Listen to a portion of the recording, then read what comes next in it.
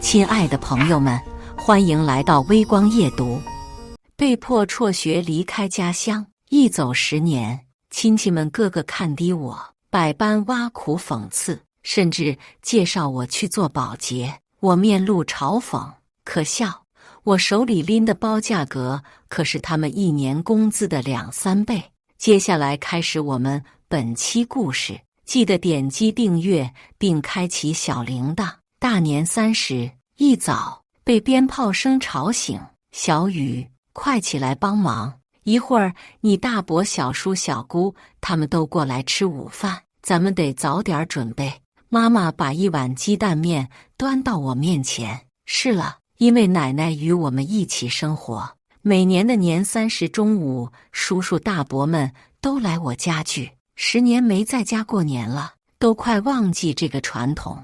你大伯叔叔们听说你在家都要早点过来，说是好多年没见你，很想你呢。奶奶从报纸中抬起头，透过老花镜看了我一眼，看我面上无动于衷，失望的又埋进报纸里。呵呵，想看我感动的眼神。做梦，他们会想我是想看我的笑话吧？毕竟我当时因为那件事辍学逃离家乡，一走就是10年。今日归来，想必他们也不觉得我一个小丫头片子能闯出什么名堂。想听听我这10年在外面悲惨的境遇，给过年增添点乐子吧。门铃一响，我去开门。大伯2只手里分别拎着1箱牛奶和啤酒，大伯娘紧跟其后，裹着貂皮大衣，嘴里直喊冷。2人见我同时一愣，大伯放下东西，率先开口：“这是小雨吧？10年不见，长这么大了，真是女大18变啊！小时候黑黑瘦瘦的，看现在出落得跟明星一样啊！”大伯娘脱掉大衣，撇了撇嘴，上下扫了我几眼：“你这说的不对，人家小雨啊，从小就好看，要不怎么能出那件事呢？”说完，转头拉住我的手：“小雨，你也是，那件事是有些不好看，你也不能这么多年不回家，毕竟咱们都是一家人，还能看你的笑话不成？”我抽回手，不接他的话茬儿：“大伯、大伯娘，你们坐，喝什么茶？什么都不要。你小楠姐啊，马上就到了，说给带一种那个叫什么开罐即喝的养生茶，你姐夫下属送的，说是可贵了，咱们一会儿都喝那个。”奶奶听了，笑呵呵地放下水杯。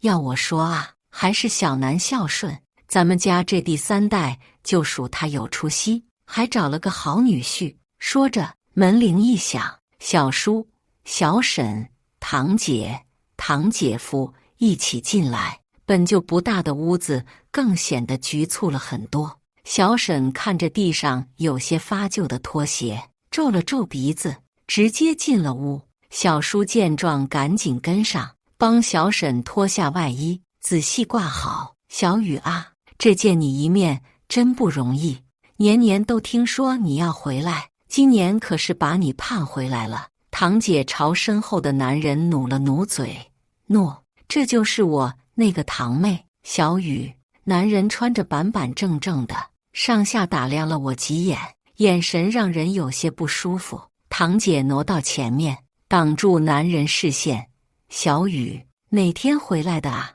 这春运火车票不好买吧？等回去找你姐夫，他有法子，定能给你抢到下铺。”我拼车回来的，我淡淡道：“拼我未婚夫的车，也算拼车吧？”哦，也是，你们在外打工，什么都得听老板的，什么时候能回来，自己也说了不算。这车票更是不好买。我看了眼厨房忙碌的爸妈，有些心不忍，想去帮忙。要我说，小雨啊，还是得自己当老板，不说挣钱多吧，至少自由啊。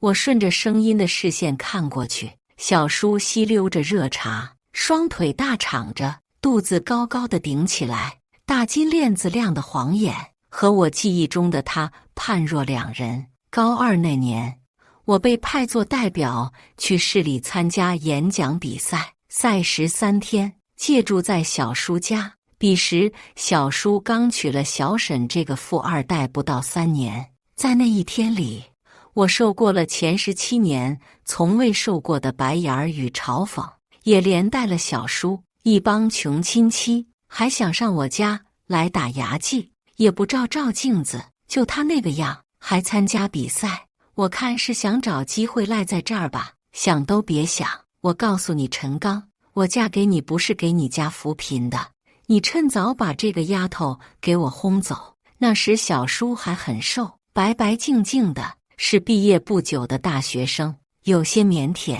我没给他机会赶我走，在他找我之前就离开了，在比赛会场里住了2天，舒心又踏实。对了，小雨，你在哪个公司打工啊？我在 B 市也有好几个认识的老板，说不定还能让他们照顾你呢。小叔若有其事地说道。我沉吟了一下，一个小公司，美容行业的。美容行业，那你会给人做美甲美睫吧？我这过年单位忙得啥都没顾上弄，你哪天有时间给我弄一下呗？表姐突然来了兴趣，会做，但我已经很久不给人做了。我一开始离开家，想学门手艺，的确是从美甲美睫学起，这2项给我积累了不少顾客，也让我学到了很多，后来才有了现在的连锁美容院。我也从不忌讳与人提及，凭自己手艺吃饭都是光荣的。切，不就是要钱吗？我又没说不给你，看你小家子气那样，我什么时候欠过你的？堂姐一脸嘲讽，大声说道：呵，什么时候欠过我的？陈小楠，你欠我的，这辈子都还不起。大伯母半倚在沙发上，手里攥着一把瓜子，皮吐了一地。小雨，你那个外面的小公司要不就别去了，让你姐夫在家给你找个工作，守家在地的，咋也比外面强。妈，你可别乱给贺明揽事儿，现在哪个公司不要高学历？小南高中毕业，贺明能给他安排什么工作啊？堂姐一脸责备。姐夫贺明轻笑着接话，倒也不是不能，我们公司最近缺个保洁，不限学历，就怕堂妹不愿意去啊。我心里冷笑，想我在外面10年，有了积蓄，第一件事就是重新参加高考，线下不仅本科毕业，工商管理研究生也顺利读完，现在竟被介绍去做保洁。大伯娘来不及吐皮，半含着说道：小雨，你可别瞧不起这保洁，你姐夫那可是大公司，工资不低的，还有保障。你去外头哪个公司给你交齐5险1金？你大伯娘说的没错，小雨，赶明你就打电话把工作辞了，去你姐夫公司当保洁。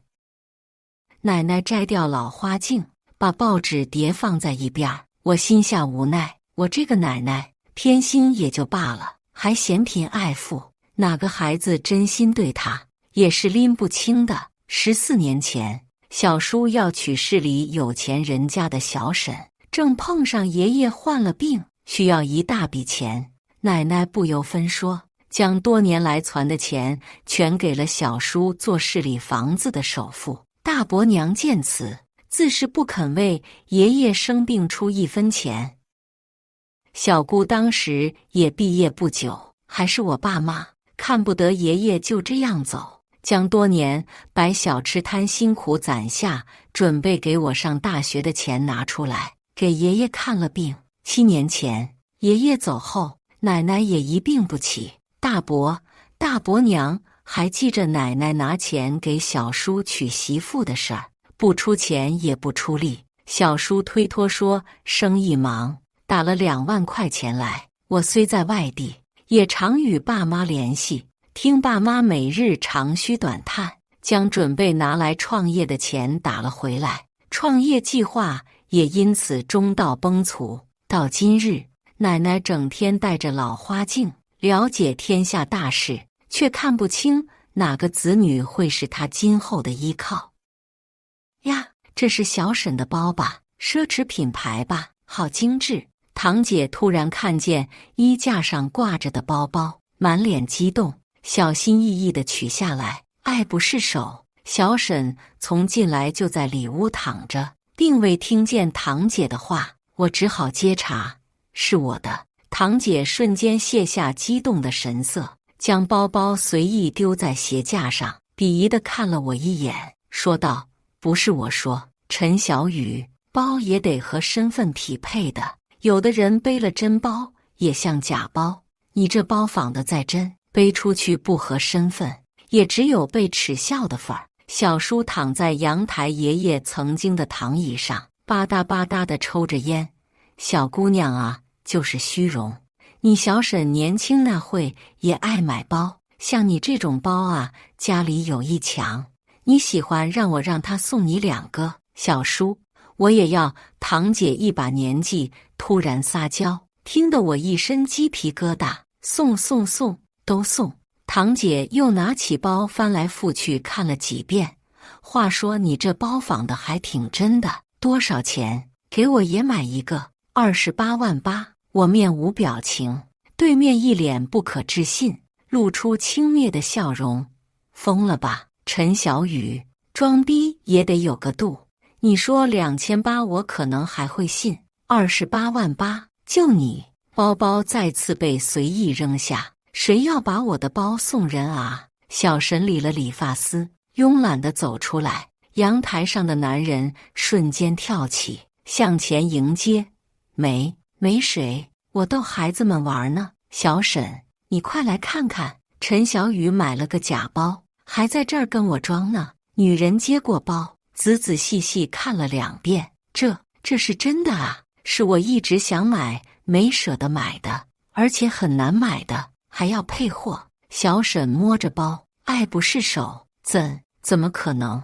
他怎么可能有钱买？堂姐依旧是一脸不可置信的睥睨。别人送的，逛街时候卡刷到限额了，刷的未婚夫的，也算是别人送的吧。大伯久未开口，清了清嗓子：“嗨，小姑娘要自爱，不能把漂亮当作本钱。大哥这话倒是不假。女人再怎么也要靠自己，自己赚的钱花着才有底气。”小沈轻轻放下包，侧着头，似是不经意看了我一眼。有句话怎么说得来？所有命运馈赠的礼物，早在暗中标好了价格。我气得发笑，一个包而已，我又不是买不起。一个个说的好像我付出了色相似的。要说付出色相的，也得是我未婚夫杨巡啊，那胸肌，那翘臀，门铃再次响起，小姑来了。我急忙离开话题中心，跑去开门。哎呀，好冷的天！一进屋，小姑父2人的眼镜上结了一层霜，显得有些滑稽，没顾上擦。小姑抱住了我。小雨，在外面过得怎么样？小姑好想你，想起从前，小姑对我确实不错。我回报了报，过得挺好的。小姑父换鞋进屋，与大家打了招呼，将手放在暖气片上取暖。没想到这老旧小区还有有钱人呢，下头还停着一辆迈巴赫呢。是呢，我们刚才也看见了，估计是哪家人发达了回来探亲的。堂姐夫上前接话，小姑父见状坐在姐夫身边，地上颗烟。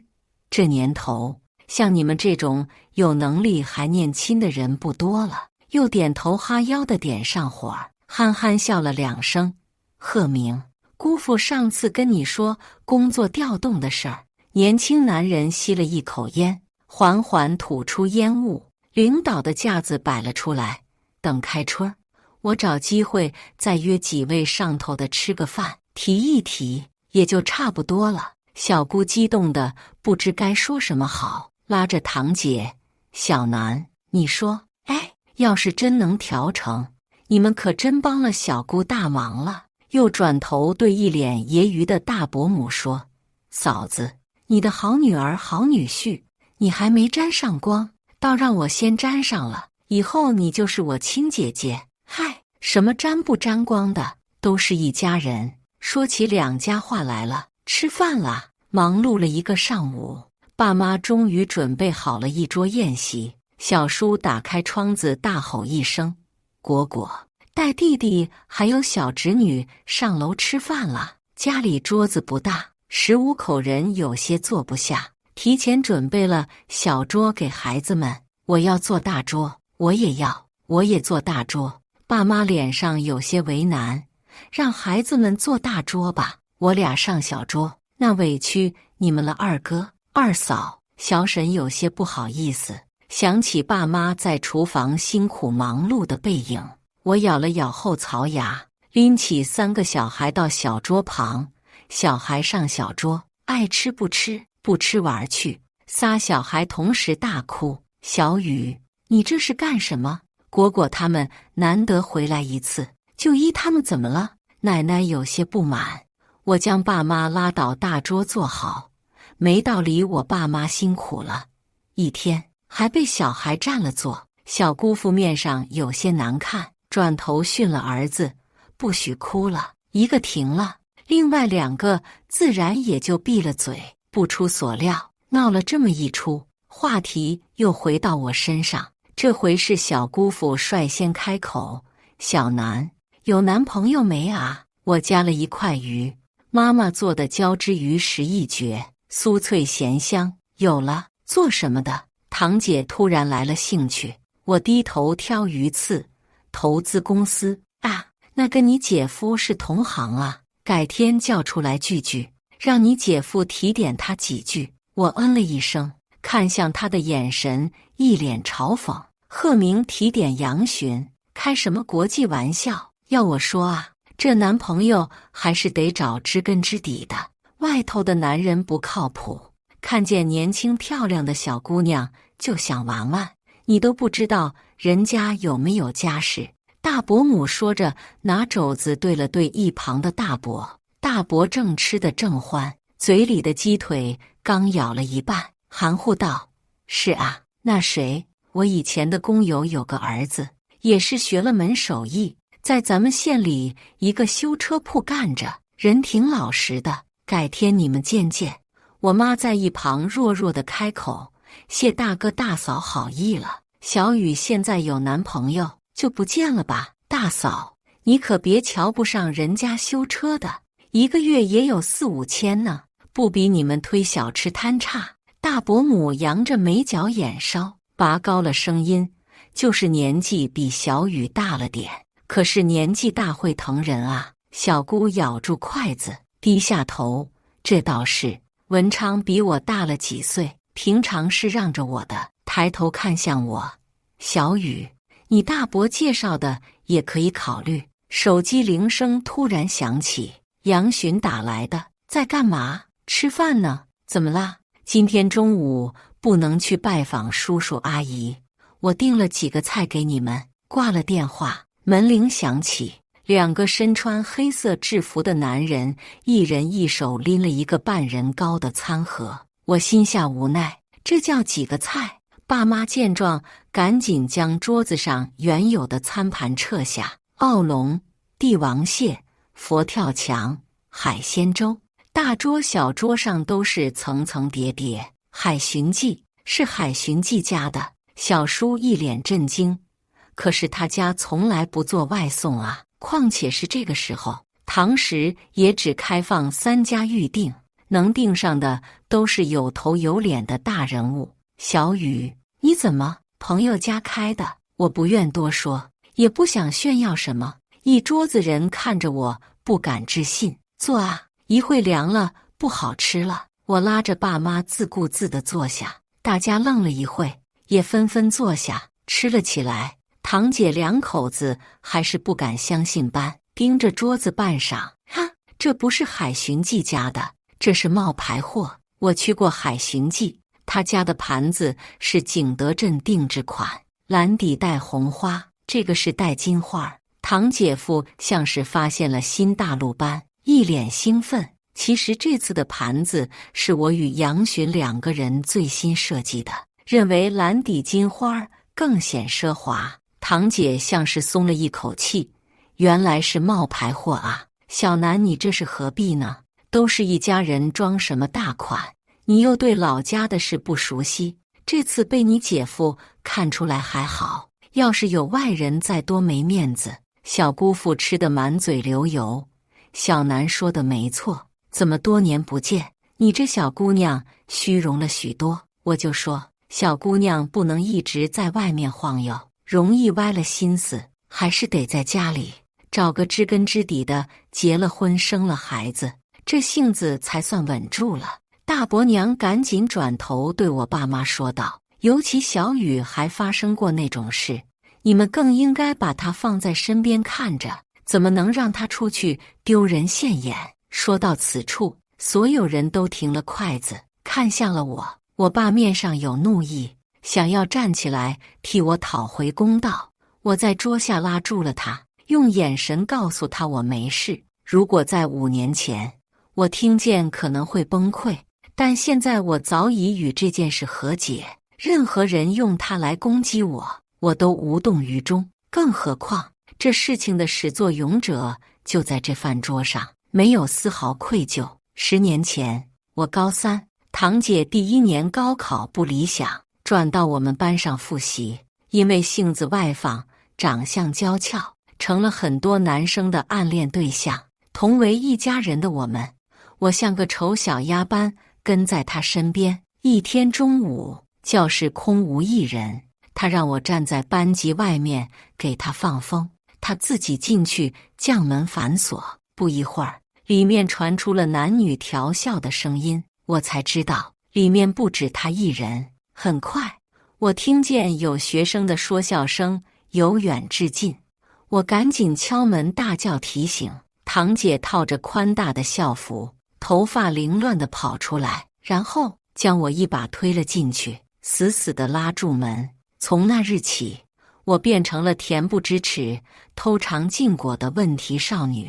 老师的辱骂，同学的白眼与嘲讽让我无地自容，甚至我的故事在整个县城都传得沸沸扬扬。本是班里尖子生的我，成绩一落千丈。就这样，我离开了故乡，一个人在外闯荡。我拼命工作、学习，想要忘记过往，甚至不敢回到这个带有痛苦回忆的小城。即使后来事业小有成就，依旧不敢碰触心底这道上伤疤。直到遇见杨巡，他是我的救赎，将我从深渊拉出，带我走向云端。我环顾一圈，将这饭桌上或鄙夷、或不屑、或责备、或好奇的眼神都收入眼中，心生一丝悲悯。士别3日，当刮目相看。几岁时学的道理，这些人至今不懂。吃饭都吃饭。大伯看气氛有些僵，想出来打个圆场，可惜有人不领他的情。不怪大嫂说，小雨是有些虚荣了。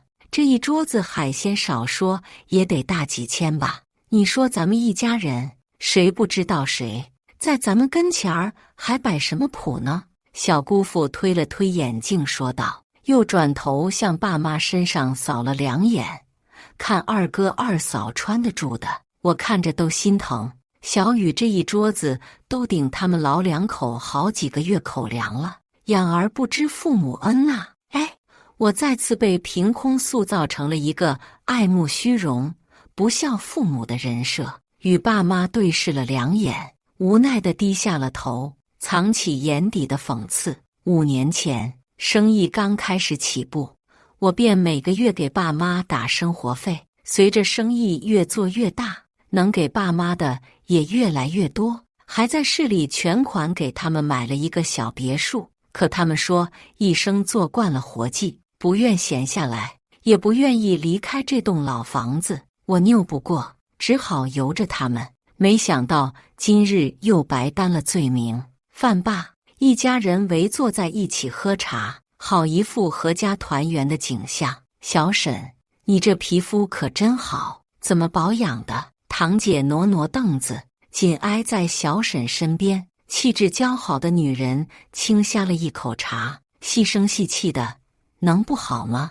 花了很多钱的。”放下茶杯，接着又道：“最近市里新开了一家美容院，听说是毕氏开过来的，好多明星都去他家呢。我也去了一次，效果真是好，可惜就是太贵，不然就推荐给你们了。”堂姐一脸艳羡：“哎，小雨，你不也是毕氏做美容的吗？你听过这家小雨美容院吗？”小沈突然发问：“了解过一些。”“呵，小雨美容院不就是小雨美容院吗？快别问他，他那小作坊里出来的，怎么可能知道这种高级美容院？”堂姐轻蔑地瞥了我一眼，堂姐夫在一旁悠悠说道：“小南，你也别一天光想着怎么臭美，咱爸还等着抱孙子呢。美容院都是些化学物品，别伤了身子。”堂姐脸上变了又变，最终还是咬了咬嘴唇，没有说话。堂姐女儿今年3岁，看来贺家人还是不满意。我不欲与他们交流，看了眼手机，想着到整点儿给手下店长们发红包，刚解锁，手机便被旁边的人抽了过去。“这就是你男朋友啊？”小雨大伯母看着手机屏保上的2人合照，问道。话音一落，他周围立刻围上1圈人，我被挤在了一旁。长得挺不赖啊，跟小雨也是郎才女貌。小姑道。堂姐切了一声：“什么啊？小姑你不知道，现在 P 图技术可好了，猪八戒也能 P 成大明星。”又拿起手机仔细看了一下，这人怎么这么眼熟呢？贺明，你看看。手机递到姐夫贺明手里，这是我们总公司的老板啊，杨巡。姐夫一脸震惊地抬起头：“小雨，这是你男朋友？”“不是。”所有人听了我的话都松了一口气，“是我未婚夫。”四周再次陷入沉寂。突然，堂姐笑声响起，捂着肚子躺在沙发上：“陈小雨，你什么时候成了梦女了？随便 P 个图就说是自己未婚夫，人家杨巡是杨氏集团的太子，身家几个亿，能看上你一个打工女？哈哈哈，笑死我了！”听了堂姐的话，周围相继响起几声嗤笑，姐夫也含着笑看着我：“小雨，我们大老板是有未婚妻，不过人家在毕氏，是老板读研时期认识的。现在也小有成绩，你这次玩笑确实开大了。”我给他回了个含笑的眼神，知道的还挺细。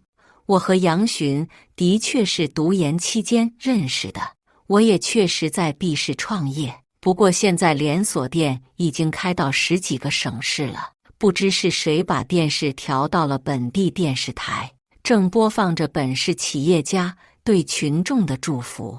值此新春佳节来临之际，我代表杨氏集团公司全体同仁向全市人民拜年，祝福大家在新的一年身体健康，阖家欢乐。杨巡一张帅脸出现在电视上：“不错嘛，还挺上镜的。小雨，看你未婚夫出来了。”堂姐再次嗤笑出声，只是下一秒她笑不出来了。杨巡的祝福语并没有说完，最后特祝我的未婚妻陈小雨陈总生意兴隆，美梦成真。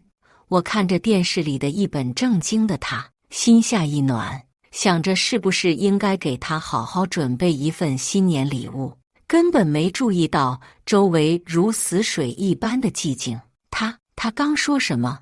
未婚妻陈小雨？我没听错吧？小沈瞪大眼睛，还顾四周，没有人接他的话，视线都向我集中而来。是重名吧？堂姐试探地看着我，我没什么好说的，反正说什么也不会有人信，都只会笑我又是在做梦。开门，手机里杨巡发来信息，我半信半疑地打开门，映入眼帘的是一大束鲜红的玫瑰。接下玫瑰，杨巡冻得发红的帅脸出现在我面前。你怎么突然来了？给你个惊喜，还不让我进去？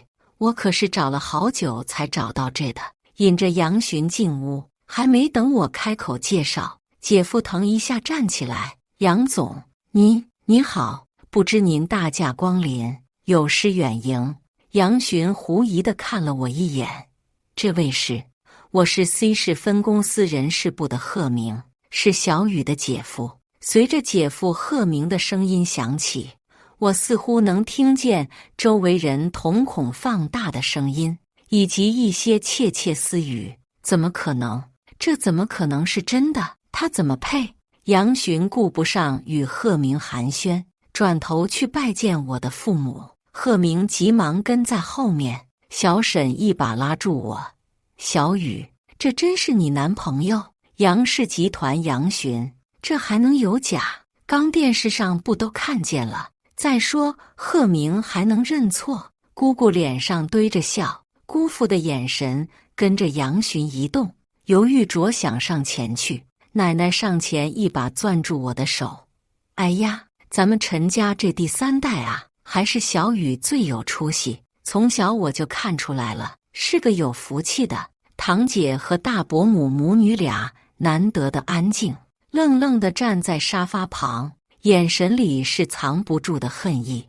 爸妈将杨巡引入客厅，仔细招待。小姑父几次想上前搭话，都被姐夫挤在一旁。我在一旁看着，暗自发笑。早就应该来拜访伯父伯母，还有祖母，只是一直抽不开身，请长辈们见谅。哎呀，你们小年轻本来就忙，你又是这么大个老板，你能来，我们都感恩戴德，哪还能怪罪呢？奶奶说道。大伯和小叔在一旁点头应和。杨巡环顾四周，面上有些惭愧：“今日来的匆忙，没想到家里还有这么多长辈在，没有为各位准备礼物。”说着从提包里拿出一摞卡片，一点心意，不成敬意。价值1万元的海巡记的代金券落在茶几上。贺明下意识看了我2眼，又赶紧别过头，面上有些难堪。大伯父抽了一张，嘻嘻笑着：“杨总太客气了。”被大伯母狠狠挖了一眼。突然，堂姐像是发现什么新大陆般，从一摞卡片里抽出一张：“小雨美容院。”杨总，你身上怎么会有美容卡？说着似笑非笑地看着我：“是小雨的吗？”像是等待着看什么名场面。他们母女俩有些按耐不住的激动。小雨在市里开了一家分店，让我手底下的人帮忙照料着。新设计的会员卡，我想拿给他看看，可能不小心放错地方了。什么？小沈突然激动起来。小雨美容院是小雨开的，话一出口，里面的逻辑不言而喻。几家人面面相觑，不知传递着什么信息。大伯母终于从角落里走出来：“小雨啊，你这在外面发达了，怎么还瞒着家里人？怕我们沾你的光啊？”我忍不住冷笑：“何时刻意瞒过？桩桩件件摆在你们面前，你们不敢相信，只认定我翻不了身。我从未瞒过，只是你们不信。”我说话时眼神扫了一圈，大家纷纷低下了头，只有堂姐眼里依然透露着不甘。杨巡见气氛有些尴尬，开口道：“各位长辈，我与小雨准备今年举行婚礼，我在此向各位长辈承诺，我会一生一世对小雨好，无论发生任何事，我都会是她身边最坚强的后盾。”转头对我爸妈说道：“请伯父伯母放心地将小雨交给我。”爸妈有些激动，流着泪点头。我将他们拥在怀里。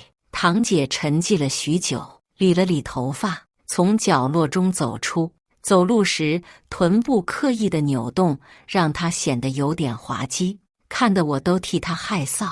这么大人了，没有一点自知之明，就凭这还想勾引杨巡？妹夫，许诺可不要太随便，一生一世很长。况且，你真的了解小雨吗？温馨的氛围被打破，杨巡看他如看傻子一般。小雨他……堂姐咬了咬嘴唇，继续说道：“小雨他其实有很多坏毛病的，从小在家里我们都惯着他，所以养成了他自私、虚荣、狡诈，还爱撒谎的坏毛病。不仅如此，还年纪轻轻就早恋，为此高中就辍了学，连大学都没上成。我也是怕妹夫识人不清，等结婚后再发现，会怪罪我们骗婚，对小雨心生恨意。我这也是为了小雨和妹夫好。”贺明看着他的眼神像是要喷出火，恨不得立马把他揪回去关起来。小南，你这是说的什么话？小雨是我们看着长大的，她自小最是善良听话了。小姑父急忙替我辩解。杨巡轻蔑地瞥了堂姐两眼，你不知道吗？我与小雨是在读研时候认识的，同班同学，我们已经在一起6年了。转头看向我，眼神逐渐温柔。这6年里，我们经历了很多，让我们从相识、相知到相恋，没有人比我更了解他。我知道他的善良心软，也见过他的坚韧铠甲。若是谁再在我面前诋毁他，别怪我不念亲情。毕竟如此贬低小雨的人，也不配做他的亲人。空气仿佛凝固了一般。堂姐紧咬着牙关，定定站在原地，双拳紧握，指甲几乎抠破手心。姐夫贺明默默挪远了些，想装作不认识他般。原来我这二侄女还是研究生呢，才女啊！小叔以后得多跟你请教请教了。小叔在一旁干笑着说：“可不敢当，我刚可差点就去做保洁了。”我的话一出口，贺明的头埋得更低，头发和黑色外套融为一体。不久，堂姐被贺明匆匆拉回了家，大伯父、大伯母、小叔、小婶也相跟着走了，只有小姑父杨总叫个不停，把我从头到脚夸了个遍，让我怀疑跟中午那个在饭桌上把我贬低到泥土里的事不是一个人。终于杨巡忍不了，面上透露出了不耐，送走了最后一批客人。除夕夜，万家灯火，杨巡今夜留宿。吃过晚餐后，陪我站在阳台上看外面的烟火，温馨而幸福。一道简讯提示音打破了宁静。杨巡手机上来了一条微信好友认证，验证信息：杨先生，新年快乐呀！我看着熟悉的 P 的几乎认不出本人的头像，叹了口气，心底生出一种无奈感。在这种时候，以这种方式加一个男人的微信，想做什么一目了然。杨巡勾了勾唇角，按下了通过键。我已经提醒过了，他还要犯，就别怪我不客气。杨巡在我家住了5天，在这期间，堂姐总共来了3次。可以说，一次比一次明目张胆、肆无忌惮，或是寸步不离地跟着杨巡，或是若有若无地用身体的某个部位碰触。看我的眼神也越来越带有挑衅的意味。他逐渐相信，他离打败我、成功抢走杨巡不远了。年初5下午，杨巡回到公司处理事务，我也着手收拾东西，准备过2天返程。分开没多久，收到了杨巡的微信，几张聊天截图，前2张是控诉我曾经的罪行，主要是10年前事件发生后的校园网的帖子，里面详细记录了我的姓名、班级，甚至还有一寸照。陈小雨并非是你看到的那般单纯，她高中时候就在班级里与男人厮混，传出了丑闻，这才逃到 B 市认识了你。后2张是堂姐给告白信息和一些露骨照片。若是先遇到你的人是我就好了，你也不用被他骗这么多年。今日才明白，为何要在对的时间遇见对的人？我们以这种身份相遇，是我最大的悲哀。女人穿着低胸装，嘴唇轻轻撅着，高举手机，以一种俯视的角度拍下照片。照片中深藏的渴望不言而喻，我只觉恶心，不仅是为照片恶心，更是为她的背刺恶心。我从未因10年前的事对她进行报复，她却恬不知耻，将自己的罪行用作铲除他人的手段。既如此，我也没必要再顾忌什么了。我在正月初8这天离开了家，踏上奋斗的旅程。同一天，一则道歉视频在老家的地方网络上快速传播，再次向我的高中同学陈小雨道歉，因为我的懦弱，让你白白遭受诽谤这么多年。男人脸上打着码，却依然能看出当初的轮廓，以给我道歉的方式，将事情的始末完整地呈现在网络上。虽未提及大名，但通过语言描述，始作俑者的身份不难猜出，鬼使神差的点开了许久没用过的 QQ， 果不其然，高中同学群里纷纷在给我道歉。当初年纪小，不辨是非，给陈小雨同学带来的伤害无法弥补，但我还是要说一声对不起。还有人堂姐，真正的罪人出来道歉，没冒一个泡，默默退了群，得到了道歉就搁浅了吧。可我不想回复一句原谅。回到 B 市，工作又忙碌起来。关于堂姐的事情是断断续续听说的，道歉视频在老家小范围发酵，可当初回到老家的同学已遍布各行各业。没多久，堂姐的婆家便知道了。贺家在老家也算是有点声望的家族，发生了这种事，觉得堂姐丢人，并不为早恋丢人，而为心思恶毒陷害堂妹丢人。为此让贺明与她离婚。贺明本念着与堂姐夫妻多年，不忍离婚，与家族对抗了许久，直到堂姐发给杨巡的暴露语言和图片呈现在他面前。据说那是贺明第一次动手打了他。做梦！我在堂姐和伯父伯母的工作都是得益于贺家人，没了贺家人的庇护，他们在工作上也处处受敌。可笑的是，到了这个时候，堂姐依然没发现是谁在背后操控这一切。杨先生，我跟他离婚了，不想再这样浑浑噩噩地过下去了。我也想去追逐我的爱情，我只要你一句话，只要你迈出一步，我就向你走出那剩下的99步。我与杨巡共同欣赏着堂姐的小作文，对视了一眼，纷纷扶额苦笑。这世上怎会有如此愚蠢之人？当初笑我是梦女，如今自己在这儿摇尾乞怜，去渴求一个不可能的人。为了早点结束这场闹剧，我用杨巡的微信回了消息：堂姐，我与杨巡的婚礼定在5月，欢迎你来参加。另外，徐强也会前来，你可以向他走出那剩下的99步。